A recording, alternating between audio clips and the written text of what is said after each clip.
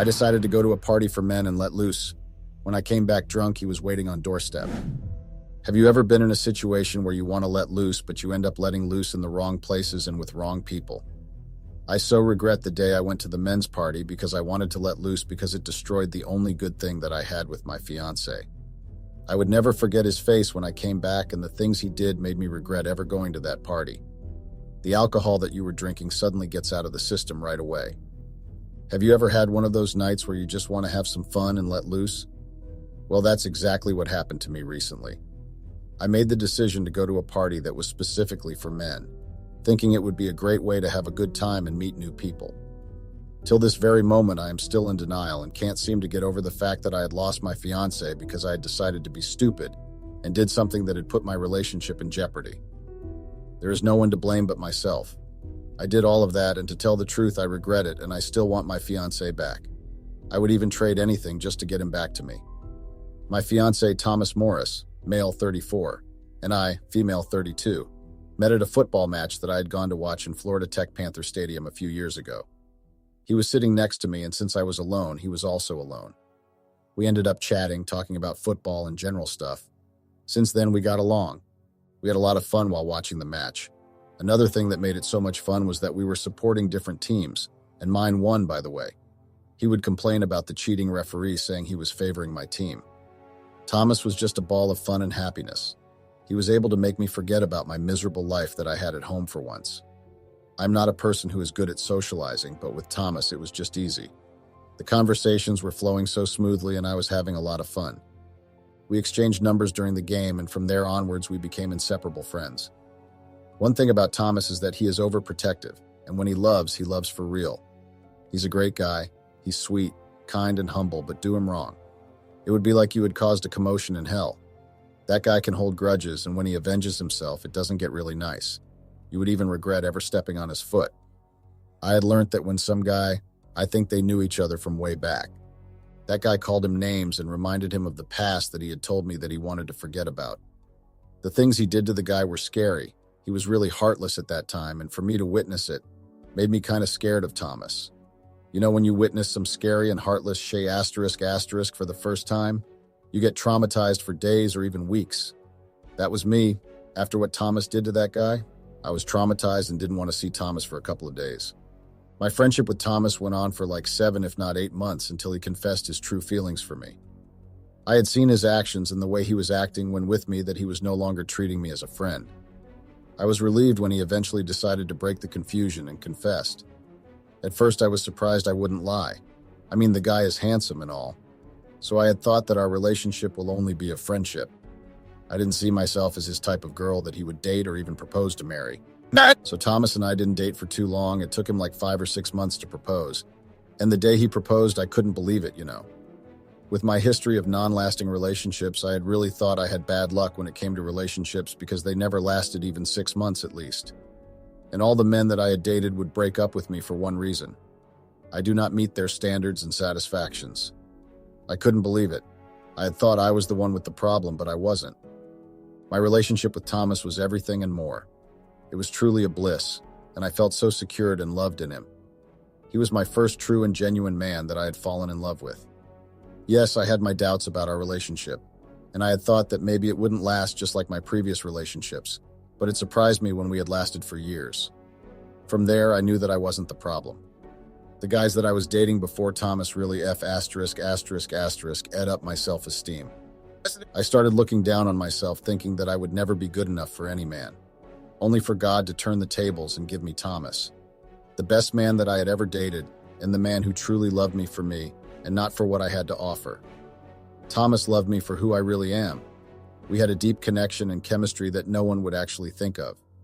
Sometimes we would act like we were siblings, and sometimes like lovers or best friends. Thomas was my go-to guy whenever I had a problem.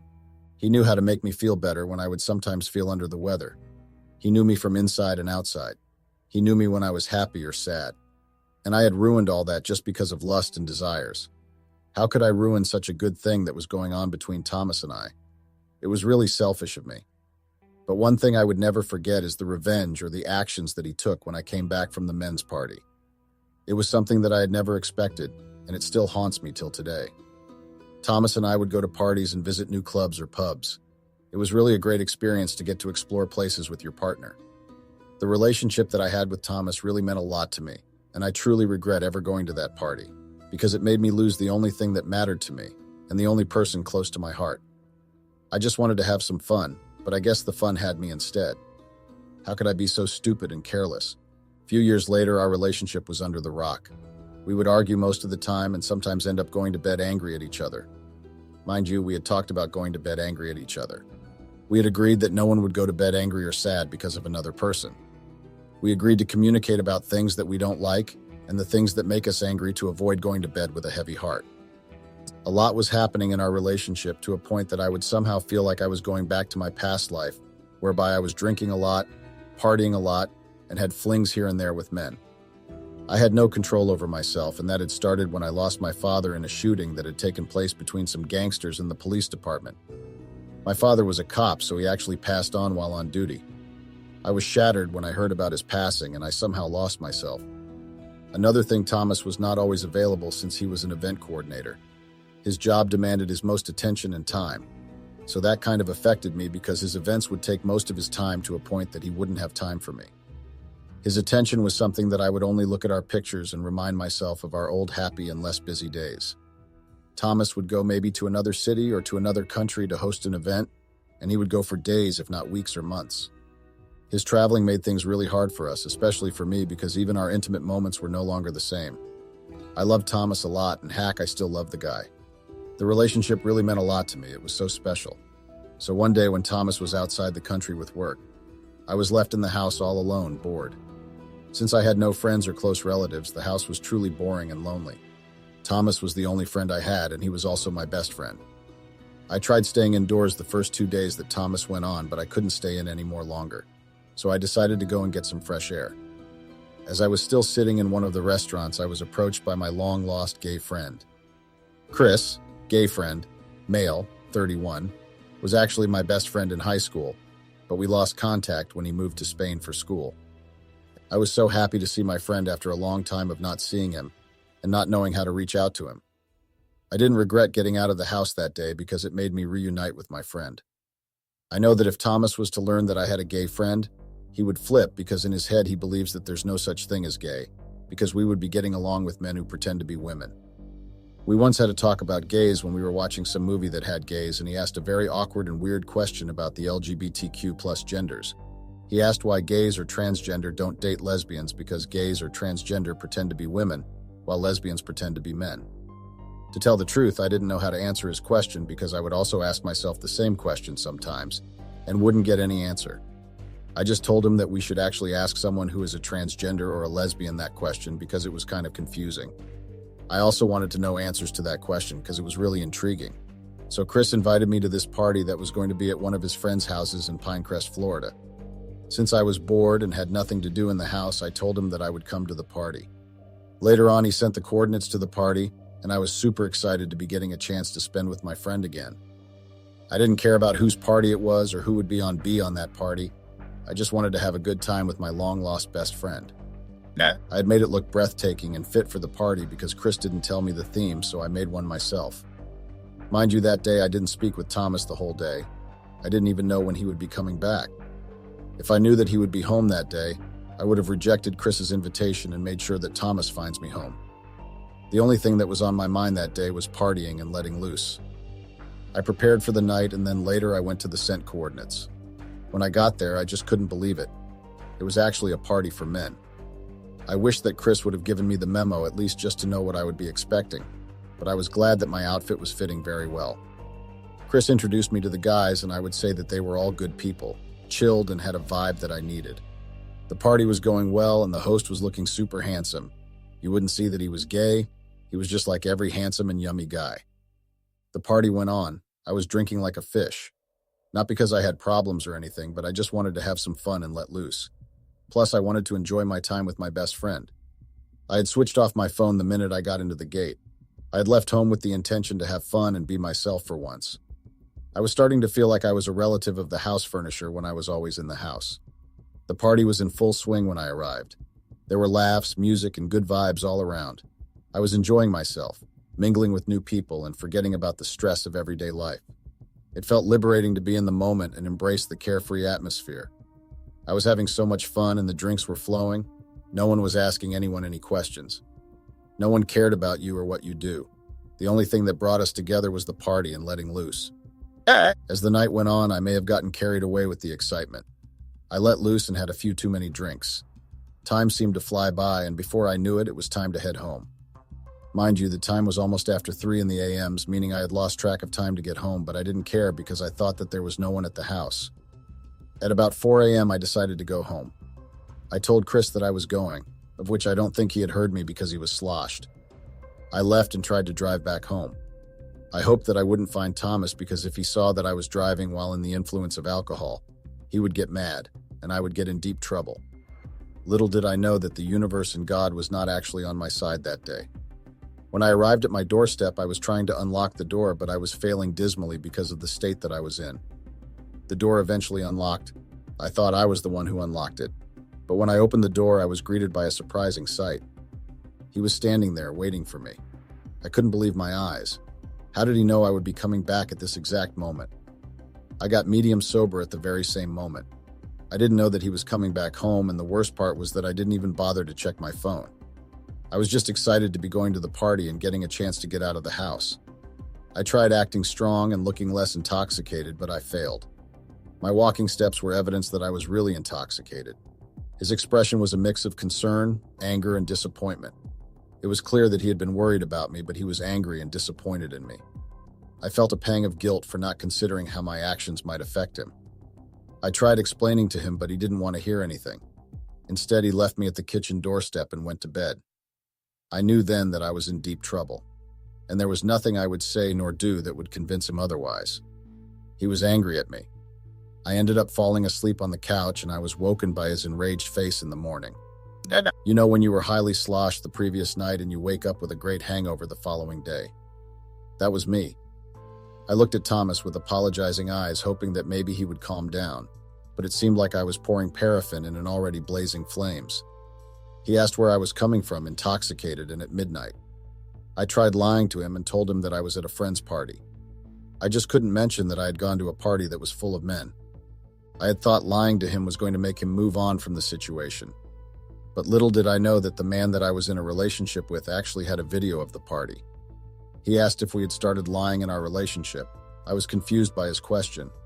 I tried to convince him and told him the same lie that I had already told him. But the man of the house did the unthinkable. He threw his phone at me and told me to watch the video. What I saw almost made my heart stop. I tried explaining to him and apologizing, but instead the guy just gave the greatest slap of them all. I couldn't believe it, you know. I was so shocked and my mind and whole body just froze. He literally told me that he had thought I was different, but I was worse than his previous girlfriends. He was so angry to a point that he even called me names and said that I had gone to that party to get those men's attention, and that was why I was wearing a skimpy and revealing outfit. I felt so disrespected by Thomas, but because I knew that I was the one at fault, I decided not to pay attention to it, and humbled myself and apologized for my behavior. I told him that I didn't know that he was coming back on that day, and I had wanted to get some fresh air because I was tired of always being cooped up in the house. We argued a lot to the point that he told me that if I had used my thick skull, I would have known that he was coming back because he had called me so many times, but I was unreachable. He told me that I had disappointed him, and he would make sure that I regret ever going out of the house and went to that party because he was going to make me feel the pain that he was also feeling. I wondered what he would do because it's not like I had cheated on him or something. Or maybe I did, because on the video it showed me kissing with some guy that I don't even remember while another was holding me on my waist and spanking my ass. But is that even cheating? Another thing I don't even remember doing until Thomas showed me the video. It was so embarrassing and humiliating, I had wished for the ground to open up and swallow me at that moment. After our heated argument, he told me to pack my bags and move out of his house. I was so shocked by his sudden decision. I begged him while crying, kicking and apologizing, but he was hearing none of it. He even insisted to help me pack and told me that he won't be in a relationship and even live with a cheap person who goes around allowing other men to spank her and kiss her and say she was drunk. I just couldn't believe Thomas. I tried talking to him in a civilized manner, but he didn't want to hear it. He wanted me gone. I went to our bedroom and packed my clothes. I told him that I was going because I wanted him to calm down and talk about the issue in a civilized and mature manner. Instead of answering me, he just looked at me like I was the most disgusting thing that he had seen. That really broke my heart. I went back home with a heavy heart. I just couldn't believe that the only man who had shown me genuine love had given up on me and dumped me like a used toilet paper. It was really a rough time for me because weeks passed and I had heard nothing from Thomas. I even tried calling him hoping that he would answer, but it seemed like he had blocked my number. During those weeks, I had decided to log on to my social media platform, and maybe I would find him online so I could speak to him. But to my surprise, I was met by the same video from the party, and there was a caption that said, "Sometimes we fall in love with people thinking they are the one, only for us to find out after years of being together that the person you love is actually a snake in a sheep's skin. After this, I'm never going to forgive her, and I don't think I would ever be in any relationship again." That caption took the last straw of being patient and hoping that my man would somehow get back to me. It drove me straight to depression. I had not only broken my relationship, but I had also broken the heart of the man that loved me and has been there for me when no one was. The only man who knew me when I was down, happy, or stressed. I had jeopardized that, and it got destroyed because of my stupidity. 2 months later, my mother called our church pastor to pray for me, then got me a virtual therapist because I didn't want to face the world. I had my therapy sessions while at home. Yes, my mother was very disappointed at me when she heard that I had gone to a men's party and not intentionally cheated on my fiancé. She got angry at me and gave me a silent treatment for a week. My breakup with Thomas really shattered me, and to top it up, the video that he had posted on his timeline and the caption almost drove me to an early grave. I didn't know the damage that I had done to Thomas's heart until I read that caption. He hated me. Well, I think he still hates me. 1 month later, I had started to heal. I knew that somehow I had to move on and try to live with the fact that what happened had happened, and there was nothing I would do to change it. My mother convinced me to start focusing more on my catering business that I had abandoned for years. My mother was the one taking care of my business, and I am so grateful to her. My relationship with Thomas made me forget some of the things that were putting food on the table. From that day forward, I learned the value of balance and considering the impact of my actions on others. While it's important to let loose and have fun, it's equally important to be responsible and mindful of those who care about us. I'm still on the healing journey, even though it's really hard having to get my heart to move on from Thomas. How do I deal with this?